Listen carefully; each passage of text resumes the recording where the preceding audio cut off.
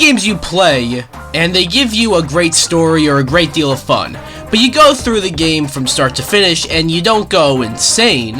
Well, maybe you do, but not because the game is messing with you. But then you have other games that like to drive you, the player, crazy.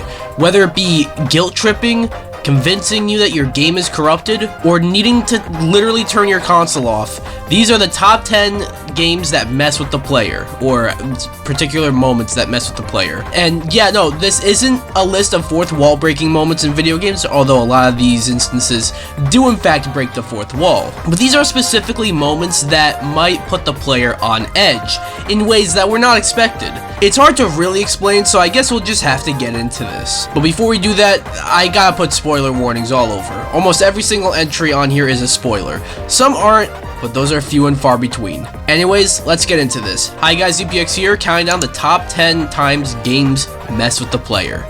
Now before we get started, you know what to do. Be sure to like this video, subscribe, and hit the bell and leave a comment, or I will...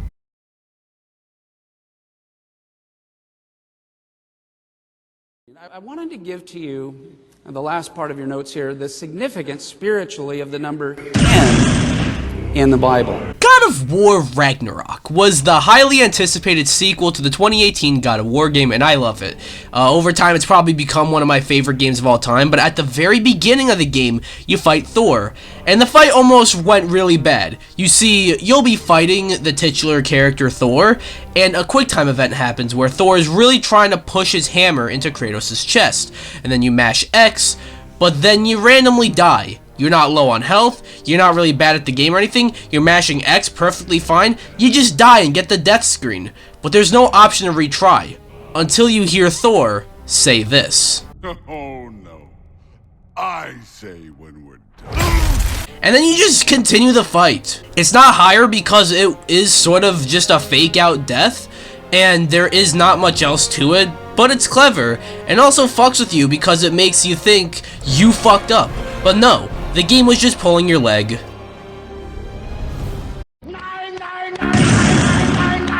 Spec Ops: The Line came out during a time where military shooters were all the rage, so it sort of just blended in with the crowd, but it received a bit of a cult following in the years to come and was discovered as a hidden gem because it's not quite like your other shooters from the time, like Call of Duty or Battlefield. It's a really solid game. It makes you feel bad about your actions in the game. You see, in Spec Ops: The Line, there are loading screens. Nothing too crazy, especially for an Xbox 360 game. And in the loading screens, you are given tips on how to play the game. Again, that's normal. But the further you get into the game, the text on the loading screens go from giving you tips on how to play the game and start to dive more into the deteriorating mental state of the main character. Quotes like, "Can you even remember why you came here?" Or, "The US military does not condone the killing of unarmed combatants, but this isn't real, so why should you care?" Or, "There is no difference between what is right and what is necessary." And lastly, although there's a lot more than this, but still, "Do you feel like a hero yet?" This, my friends, is what people call guilt tripping. It makes you think twice about the killing you do in the game. It doesn't mess with you in the same way that the upcoming games do, but Spec Ops: The Line manages to make you feel bad for shooting people in a video game. Imagine that.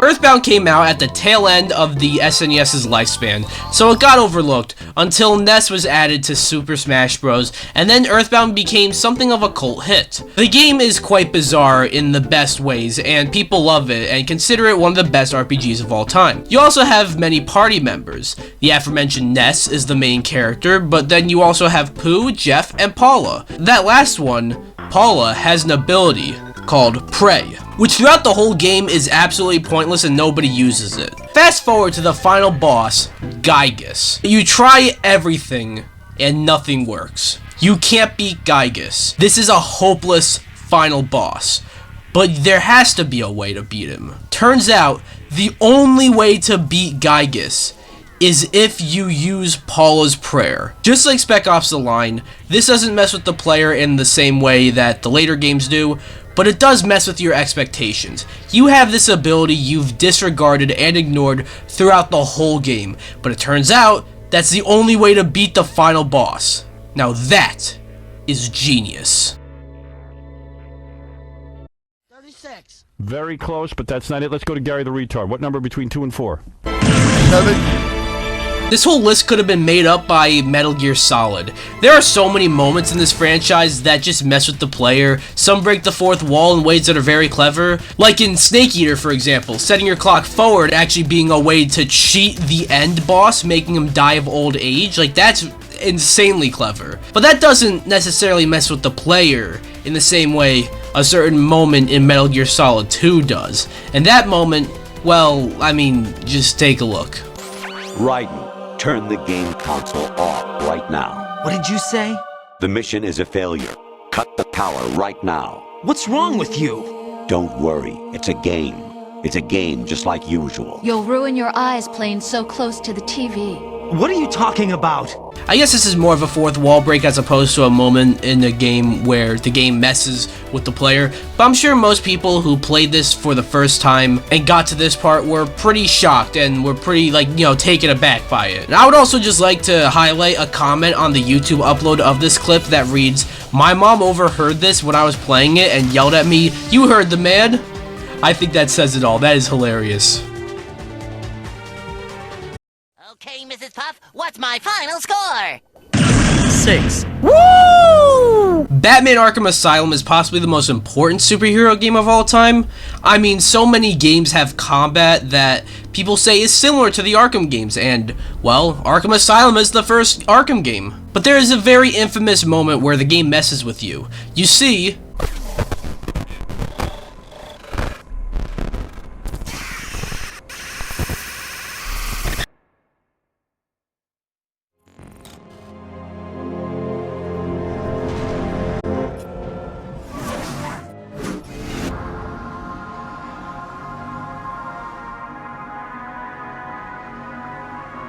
you're probably very confused and wondering what just happened.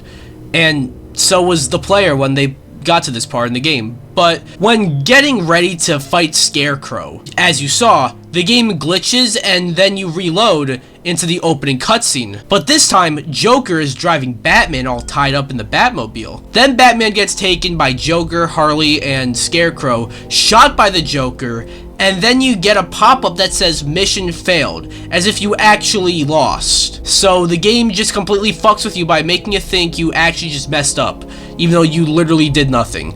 But it doesn't end there, as if you hit retry, you get sent to Bruce Wayne's funeral, adding even more to the confusion, and then Batman just rises from his grave, Altered Beast style. All of this was because of Scarecrow's fear toxin. Now that's clever. Chills. Literal chills. It was number 5. Number 5 killed my brother. Oh my god, I forgot about that. We go from a DC game to a Marvel game with X-Men for Sega Genesis. This game is decent. I don't think it's as good as the sequel. That one slaps, but this one's still decent. But in X-Men for Sega Genesis, you get to the end of a level called Mojo's Crunch. And once you get there, you are told to restart a computer. Here's the thing. The game doesn't really tell you how to do that. There's no switch or anything in the game that you can hit and it turns off the computer. What you're actually supposed to do is hit the reset button on the Sega Genesis console itself. But you need to do a soft reset, because a hard reset would actually cause you to lose all your progress in the game. There's no real indication that you are supposed to do this, so I'm sure many kids in the 90s played this game, got to that point, and never finished X-Men for Sega Genesis.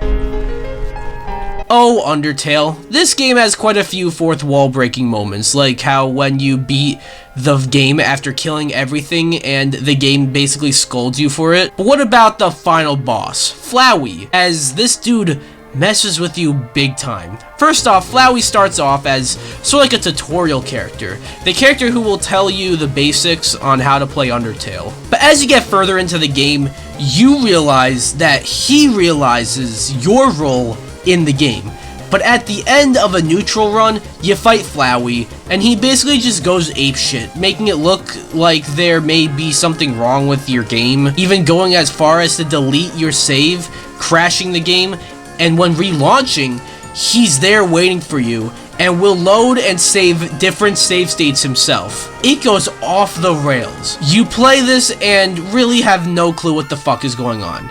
It's amazing.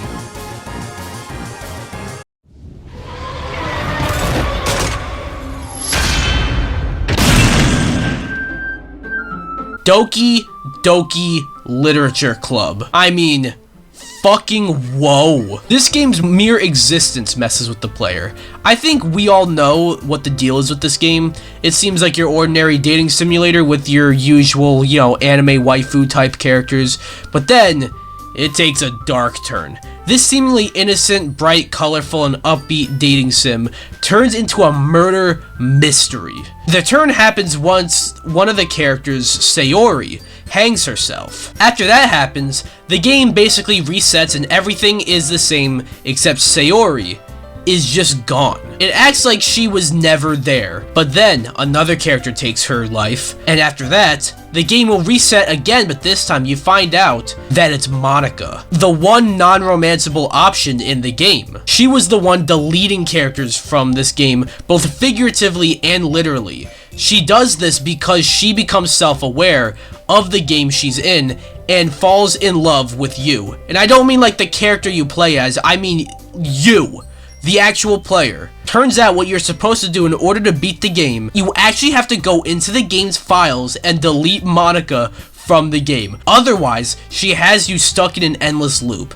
It is quite clever and you would never expect this from such a seemingly harmless dating sim. What kind of pencil do we take again? Number 2. Take a number 2. Looks like you took a big number 2. Remember earlier when I talked about that moment in Metal Gear Solid 2 where Colonel tells Raiden to turn the game off? During that entry, I said that there's probably enough moments like this in the Metal Gear Solid series to make up an entire list. And I refrained from having it make up the entire list, but Metal Gear Solid did still manage to fill in another spot with a moment from the first game. And what moment? Well, obviously, the fight with Psycho Mantis. Where do I even begin with this fight? Well, it starts with your controller randomly vibrating, then Psycho Mantis will read your memory card and mention the games you've played recently, and then makes you believe he changed the input on your TV. Now that is already crazy, definitely putting the player on edge. I'm sure many people playing this for the first time were very confused when all this was happening. But it doesn't end there. How do you beat Psycho Mantis? Well, you try everything in the game, and it just won't work. The way you're supposed to defeat this boss is by unplugging your controller and plugging it into the player 2 controller port. That's fucking crazy. Need I say more?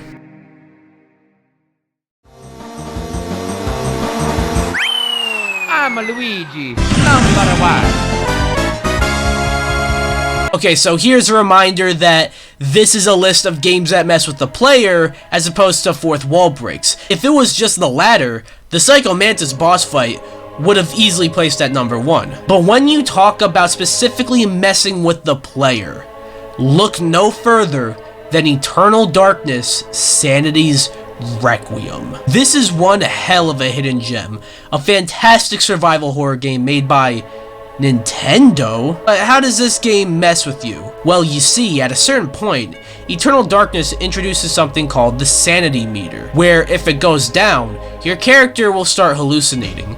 And what does that mean? Well, it starts with some in-game only stuff, like maybe your head falls off, or you start clipping through the wall. But some of the more extreme ones include the game pausing on its own, lowering the volume on its own, deleting your save data, constantly buffering and lagging, disconnected controller errors, and of course, most infamously so, the blue screen of death, telling you that your entire game has been corrupted. And obviously each of these instances are just the game messing with you. But it's already a survival horror game. Now you add in that, making you think that the game is just fucking broken, you probably shit your pants. Unlike all these other moments that mess with the player, the sanity effects in Eternal Darkness basically happen throughout the entire game. And that is why the sanity effects in Eternal Darkness, Sanity's Requiem, comes in at number 1. So yeah, that is my list of the games that mess with the player. What do you guys think? Is there any moment that you can think of that is, you know, similar to this that I didn't include? Let me know down below. Anyways, be sure to comment, subscribe, or I will